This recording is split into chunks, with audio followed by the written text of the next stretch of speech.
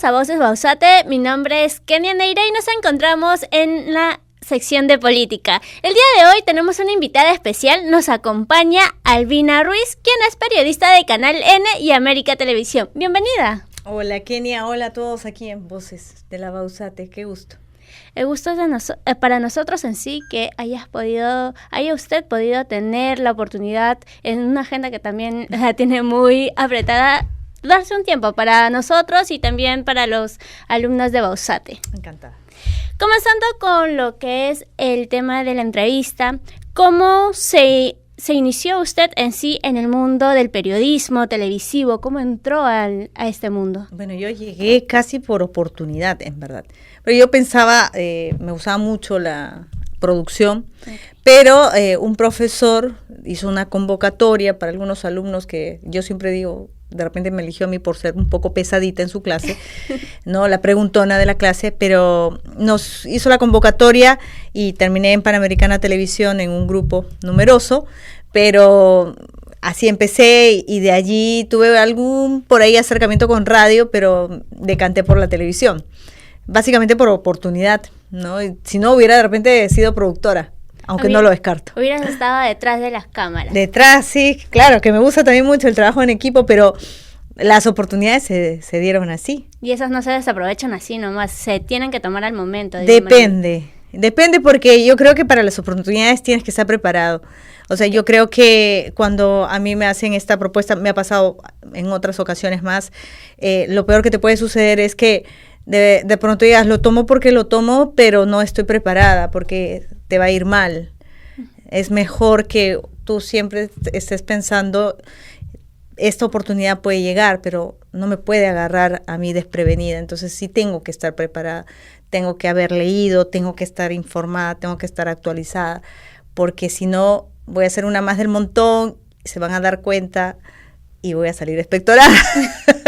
Entiendo. Con respecto al ámbito televisivo, en los programas o noticieros que vienes realizando, presentando, en este caso, ¿tuvo algún problema de censura para presentar alguna noticia de algún personaje político, quizás controversial? No, yo creo que la única vez de repente fue cuando en algún momento entrevisté a Vizcarra y me decían que cortara la entrevista, pero no era por una censura.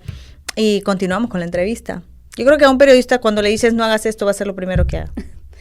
En efecto. Y con respecto a estos a los noticieros que viene conduciendo usted, ¿cuánto cree que ha aumentado lo que es la inseguridad ciudadana en Lima? Si considera que el gobierno ha hecho algo para poder generar algún cambio ante ello. No, yo creo que no. Yo creo que la cartera que más ministros ha cambiado es la del Interior, lamentablemente. No, debería ser una prioridad. Yo creo que con inseguridad no vamos a lograr crecer como se quisiera. El crecimiento económico de un país depende muchísimo de cuán seguros nos sintamos, porque nadie puede empezar un negocio porque ya al mes te están robando, ya te están matando, ya te están asaltando. Entonces, como imagen también para el extranjero, no da la seguridad para capital extranjero para que pueda llegar al Perú. Yo creo que este gobierno es un desastre en temas de seguridad ciudadana. No podemos tener tantos cambios ministeriales, tenemos a 8 ministros en solo lo que va de esta gestión. Y yo creo que eso habla mucho de la improvisación que hay y no hay un plan estratégico. O sea, ¿cuántos de aquí sabemos quién es el ministro del Interior y qué es lo que va a hacer? Por ejemplo, si se tiene focalizado que hoy por hoy te matan por un celular, ¿cuál es el plan para que estos celulares finalmente dejen de ser utilizados? En Nueva York, el alcalde de Nueva York en su momento, cuando ocurrían estos robos de celulares, promovió una ley para que estos robos que son menores, en algunos casos, puedan ser sancionados con penas efectivas. Y ahora todos los que roban celulares en Estados Unidos, 5 años a la cárcel. Hoy no, porque acá hay un monto que se tiene que cumplir del monto de lo robado para que vayas a la cárcel. Si no, al día siguiente estás libre. Sí, antes era de 1.000 soles y ahora ha pasado a 500, que es el monto sugerente, por decirlo así, para que puedan ir presos. Pero de igual hay una controversia entre las leyes porque tampoco se sigue al pie de la letra ello. De igual manera vemos que están liberando a los delincuentes, sicarios, entre otros. Claro, los delincuentes se convierten en caseritos de las comisarías, ¿no? Sí. Yo he hecho mucho tiempo policiales, entonces tienes a la policía que arriesga su vida, que emplea logística, gastos, y al mes vuelven a capturar al mismo que habían ya capturado. Entonces, poco, claro. Es realmente absurdo, ¿no?, lo que está sucediendo. Hace unos años usted directamente colaboró con otras periodistas también para escribir lo que es un libro sobre lo que es la inseguridad ciudadana. ¿Qué la motivó a escribir directamente sobre este tema? Había una primera parte, una primera entrega de Crímenes en Lima 1, pero lo habían escrito escritores. Nosotras decidimos juntarnos porque éramos mujeres que en algún momento trabajábamos juntas o coincidimos y éramos reporteras de policiales. Y la particularidad que teníamos era que, a diferencia del primero, nosotras no éramos escritoras, pero sí te íbamos a contar desde nuestra experiencia cómo era ser mujer en un ambiente tan duro como es el de cubrir notas policiales, y a la vez contarte cómo fue que se ejecutó el reportaje que más nos impactó, ¿no? Por ejemplo, el hecho de haber estado con un asesino sentado en una mesa así, más o menos dar si era él o no el culpable, ¿no? Claro, porque directamente en este proceso es también peligroso al ver o estar directamente enfrentada con los criminales o seguir ese proceso de investigación. Sí, pero aprendes mucho. Esa fue mi primera escuela, el tema de policiales y todo lo que uno va aprendiendo, ¿no? Desde las jergas, te vuelves hasta un poco psicóloga, creo. Con respecto a este proceso de la investigación que usted tuvo directamente para el libro, ¿qué es lo que más le impactó?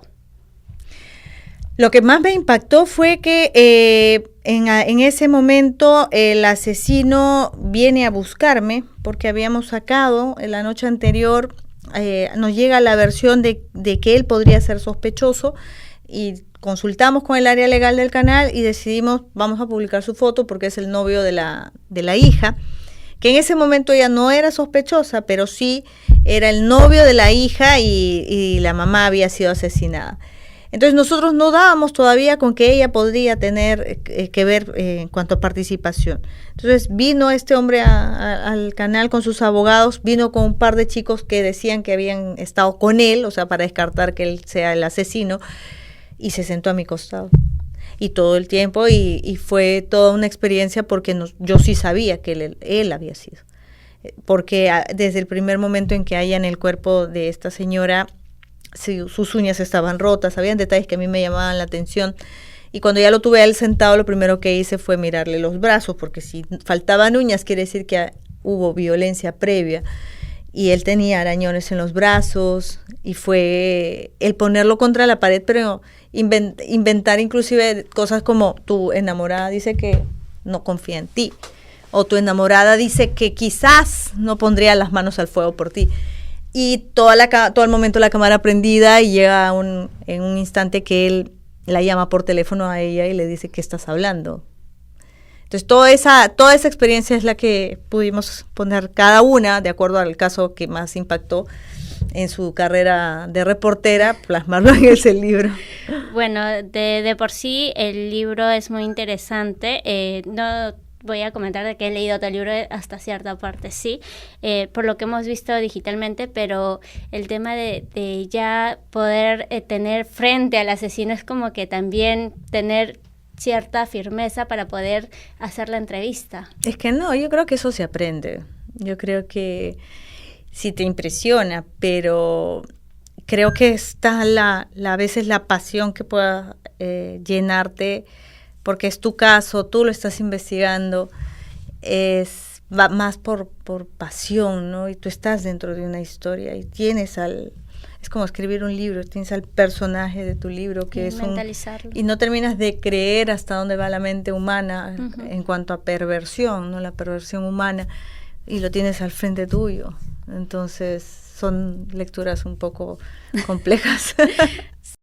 Y con respecto a ello también, en este caso vemos que la política peruana y la coyuntura que tenemos ha venido de intermedio a menos, por decirlo así. ¿Usted considera directamente que es muy difícil que el ciudadano peruano confíe en la política en estos momentos? Yo creo que deberíamos tener más jóvenes activos en política y de repente la percepción sería distinta. Lo que pasa es que todo es una pobredumbre, ¿no? Los tres poderes del Estado, el gobierno, el ejecutivo, el legislativo, el judicial, todo está contaminado, pero tampoco no tenemos una clase estudiantil, por ejemplo, activa, los jóvenes participando en política, y más bien lo que sí tenemos son que 6 de cada 10 chicos están pensando en irse del país. Entonces, eso es muy, muy penoso, ¿no? Pero yo creo que habla mucho de la desconfianza que hay en la clase política, en la situación del país, pero a su vez crea también mucho desaliento, ¿no? Yo creo que yo diría desconfianza y desaliento, porque no tenemos jóvenes, tenemos a aspirantes a candidatos que son los mismos, ¿eh?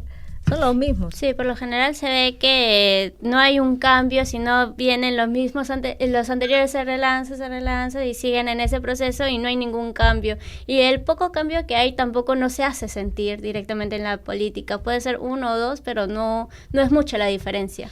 Sí, y vamos a seguir así probablemente. Tienen que entrar más chicos, pues, de las universidades que quieran hacer cambios en el país. Claro, esperemos que no, y también que esto sirva para que más jóvenes puedan ingresar en la política, se interesen, porque algunos lo ven como que un poco más pesado porque es política, pero si le buscamos una forma puede ser como que amigable. No sé, la política de por sí ya es un poco compleja. Yo creo que necesitamos gente que tenga las ganas de sacar adelante proyectos, obras, y que no esté contaminada y que tenga la suficiente fuerza de voluntad para no dejarse contaminar por la corrupción. En este caso, con respecto al caso de la prensa, vemos que ya la ciudadanía, el pueblo peruano, desconfía un poco de la prensa. En su opinión, ¿cuáles serían las opciones más viables para que pueda el pueblo confiar nuevamente o volver a tener esa aceptabilidad a la prensa? Depende. Yo creo que hablar del pueblo en sí es como muy genérico, ¿no? Yo creo que los periodistas, todos sabemos quiénes somos, y cada uno desde su pantalla, desde su diario, pues da a conocer sus opiniones. ¿Que tendría que haber un mea culpa por parte de algunos periodistas? Sí, pero yo no generalizaría, ¿no? Porque finalmente el público es el que decide si está viendo determinado canal. Nosotros todos los periodistas, por ejemplo, los que trabajamos en televisión, yo no puedo hablar por todos, porque hay de todo como en la viña del Señor. No, no voy a poner a defender a nadie, pero tampoco voy a hacer periodismo de periodistas, porque mi labor no es hablar por los periodistas. Claro. Lo único que sí te puedo decir es que hay un gran jurado que tenemos, que es el público. Y todas las noches, en cuanto a televisión, tenemos el rating, que es como dar un examen diario. Te comienza a ir mal, desapareces. Entonces, nos autorregulamos también, ¿no? Claro. Y para culminar ya en este momento de la entrevista, ¿qué recomendación nos podría brindar directamente a los alumnos que quieren incursionar en este momento en el periodismo del ámbito político? ¿En política? Sí. Bueno, en principio que se empapen bien de los temas, ¿no? Porque lo que sucede en el Perú, la verdad es que da como más capítulos que una novela turca, ¿no? Que es muy complejo, que tienes que estar al tanto, porque también no solamente es, creo, informar y por informar, sino que también tiene que haber un nivel de análisis, de lectura en entre líneas, porque a veces lo que parece que viene lleno de buenas intenciones no lo es. Entonces hay que tener ese aprendizaje, hay que empezar a leer muchas columnas de opinión, porque solo así vas a tú tener una opinión propia, que no sean pues altoparlantes ni micrófonos, ¿no? No necesitamos chicos que vayan solamente estiren el brazo y no repregunten. Yo creo que al político hay que fiscalizarlo, yo creo que al político hay que ponerlo contra las cuerdas, porque finalmente esa es nuestra labor y porque ellos tienen que siempre responder a través de nosotros a la opinión pública, porque ellos están allí por el pueblo y porque lo que ganan es el dinero de todos los peruanos. Efectivamente. Ha sido un gusto tenerla en este momento en Voces Bausate. Directamente lo que usted nos ha brindado el día de hoy nos va a ayudar bastante para tener otro enfoque también como nuestra carrera de periodismo. Les deseo mucha suerte y muchas ganas, ya nos encontraremos en el camino. Igualmente. Esto ha sido Voces Bausate del área de política. Estuvimos con Albina Ruiz, es periodista de Canal N y América Televisión. ¡Hasta luego!